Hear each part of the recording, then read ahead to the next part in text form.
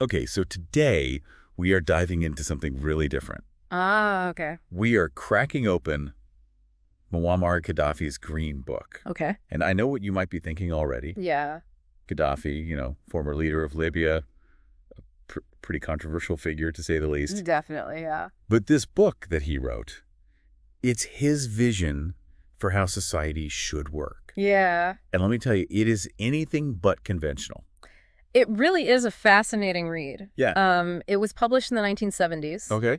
It became kind of a manifesto for Gaddafi's regime. Right. It blends there are aspects of socialism and Islam, but it also kind of throws out a lot of the typical political playbook, Yeah. particularly when it comes to democracy. And that's what I found so interesting is that he doesn't just critique existing democratic systems, he pretty much calls them all shams. Yep.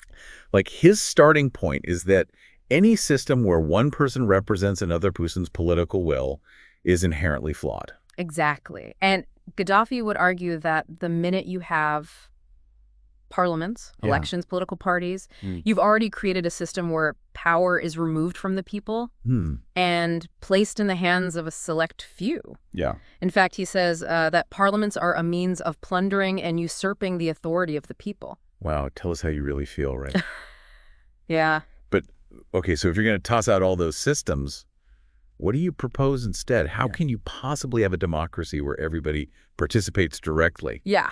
especially in a large country? Well, this is where Gaddafi's vision gets really interesting and maybe more than a little idealistic. Okay. He calls for a system of popular conferences and people's committees. Essentially, imagine local councils, but on a massive scale where citizens are directly debating and voting on every single issue that affects them. So instead of electing someone to represent your interests in parliament, Yeah. you're showing up at a town hall every week Yeah. and like hashing it out with your neighbors. That's the gist, yes. Right. And you can see the appeal, right? It's this very pure form of democracy Right. where the people are directly involved in shaping their own governance, but of course the practical challenges are enormous. I was going to say, I can already see some potential issues arising. Yeah. Could you imagine trying to get everyone in a city, let alone an entire country, to agree on anything? Yeah. It'd be chaos. Exactly. And that's one of the key criticisms leveled at Gaddafi's model. Yeah. Can you truly have consensus-based decision-making Right. in a large, diverse society? Yeah. What happens when there are deep divisions within the population? And how do you even begin to organize a system like that? Right. I mean, the logistics alone seem impossible. Yeah. You might call it the purest form of democracy, but it almost feels like it would be incredibly difficult to implement in the real world. That's the paradox, isn't it? Yeah. It's the system designed to give all the power to the people. Right. But could it end up being incredibly unwieldy? Yeah. Maybe even vulnerable to manipulation Oh, interesting. by those who are particularly good at rallying support at the local level? Right. These are questions that he doesn't really address. So it's not just his radical ideas about politics, right? Yeah. He also had some pretty, out there thoughts on how an economy should function. Yeah. I mean, a world without wages. How does that even work? Yeah, it's definitely one of the most radical aspects of his economic theory. Yeah. He was a self-described socialist, but his vision took a very unique turn. Okay. He believed that workers should not be wage earners, but rather equal partners in any enterprise. So instead of getting a paycheck, you'd essentially have a share of whatever the company produces. In theory, yes. Okay. Gaddafi argues that the labor, the resources, the means of production should all be seen as equal contributors to the final product. Interesting. And since everyone plays a role, everyone deserves an equal share of the benefits. So if you work in a factory that makes cars, you'd get a cut of the profits, just like the folks who supplied the steel and even the people who own the factory itself. That's the basic idea. He saw it as a way to eliminate the inherent inequality and potential for exploitation that exists in a traditional wage labor system. Right. He argued that when you depend on someone else for a wage to meet your basic needs, it's a form of enslavement. It's like whoever controls your paycheck controls your life. Exactly. And he's taking that and pushing it even further by trying to remove wages altogether. Exactly. And it ties into this broader theme in the Green Book, this idea that true freedom comes from controlling your basic needs, your housing, transportation, food, and so on. Yeah. If you are reliant on others for those things, Gaddafi would argue you're not truly free. It's a compelling idea, but can you really build a functioning society without any kind of monetary system? Like, what would motivate people to work or to innovate in that kind of world? That's the big question, right? Yeah. Gaddafi believed that once these basic material needs are met, the very concepts of profit and money would become obsolete. He envisioned this society where people are motivated by a sense of shared purpose and the common good, not individual gain. It sounds incredibly utopian, almost like something out of science fiction. Right. I can't help but wonder if it's humanly possible to create a society like that, even if you could somehow overcome all the logistical hurdles. It's definitely a radical proposition. Yeah. And one that has drawn its fair share of criticism. Sure.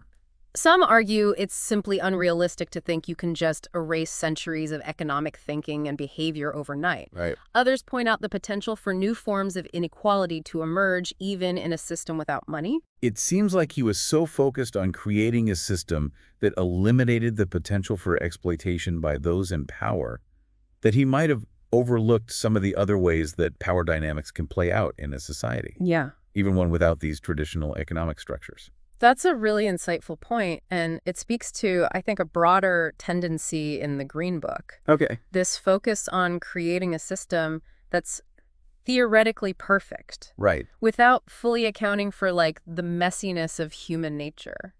Right, and that messiness extends beyond economics, right? Sure. The Green Book also delves into the very fabric of society. Yeah, Family, tribe, nationhood. absolutely. He has some pretty strong opinions about how those structures should work as well. He does. In fact, he argues that these social structures are even more fundamental than political systems. He sees them as the building blocks of a healthy society, the places where individuals develop their values and their sense of belonging.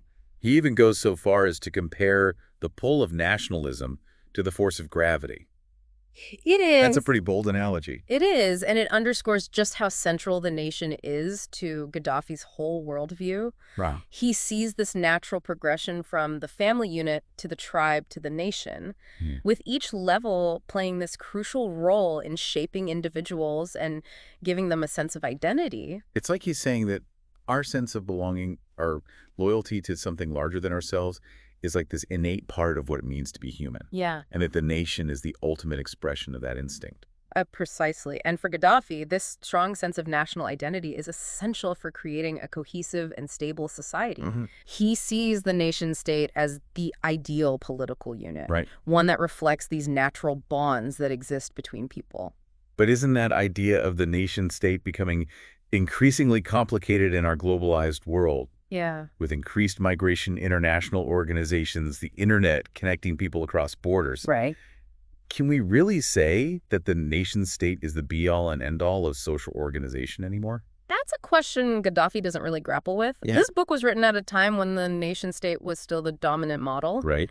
And he seems to take that for granted. Yeah. It's interesting to think about how his ideas might hold up in our current world, where the lines between nations are becoming more and more blurred. It's almost like he's trying to fit the complexities of human society into this very neat and tidy box, whether it's his ideas about economics or his vision of the nation. Right. But people are messy. Societies are complicated. Yeah. And there are always going to be contradictions and tensions. And those contradictions are particularly evident when we look at some of Gaddafi's more specific views on social issues, Okay. especially his views on women.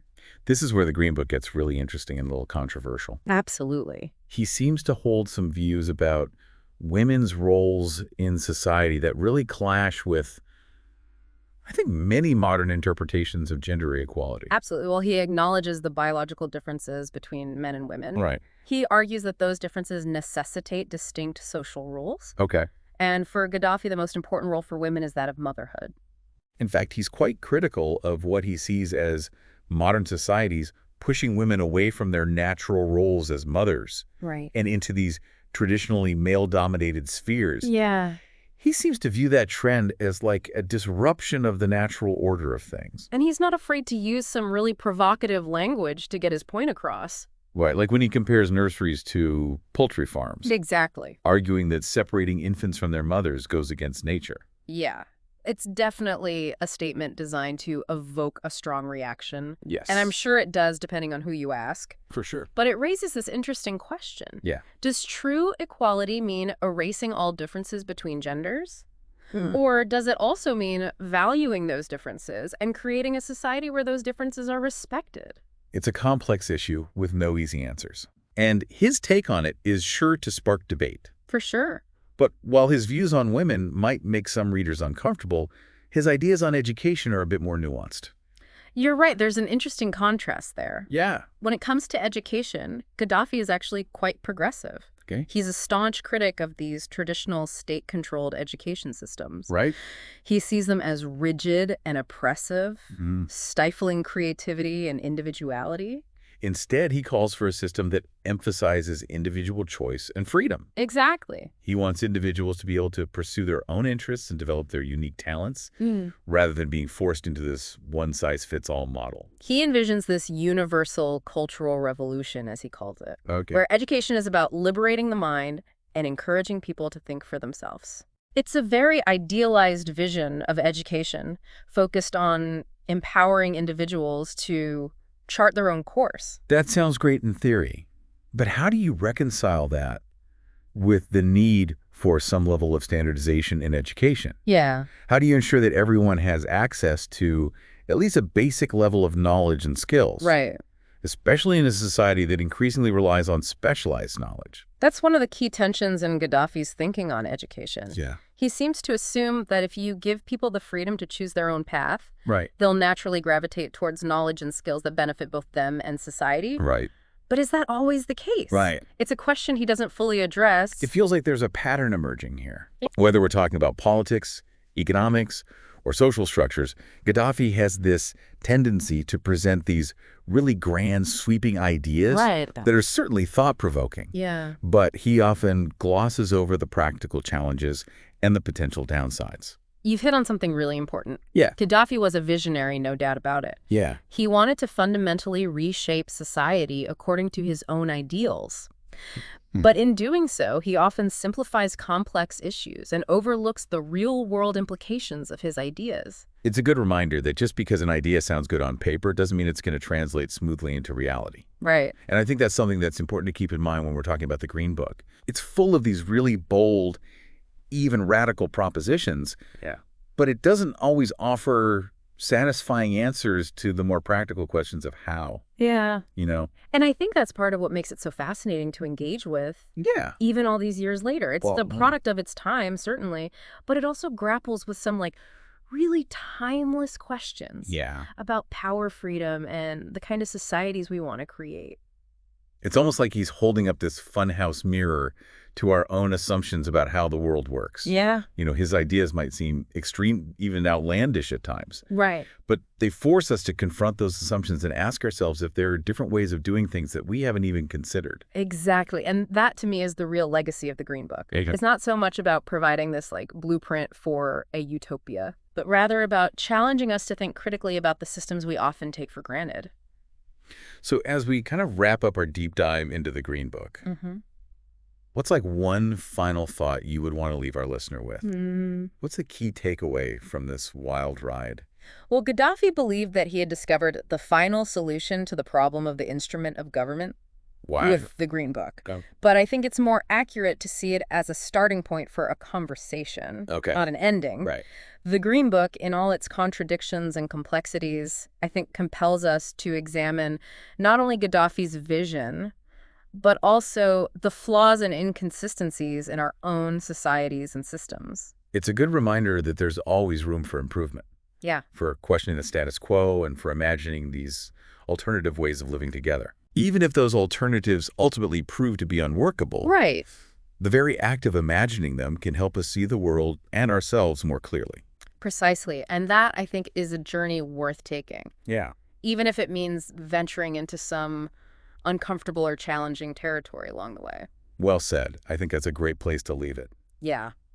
Thanks for joining me on this deep dive into Muammar al-Qaddafi's Green Book. It's been quite a ride. It has. And thanks to all of you for listening, and we'll see you next time.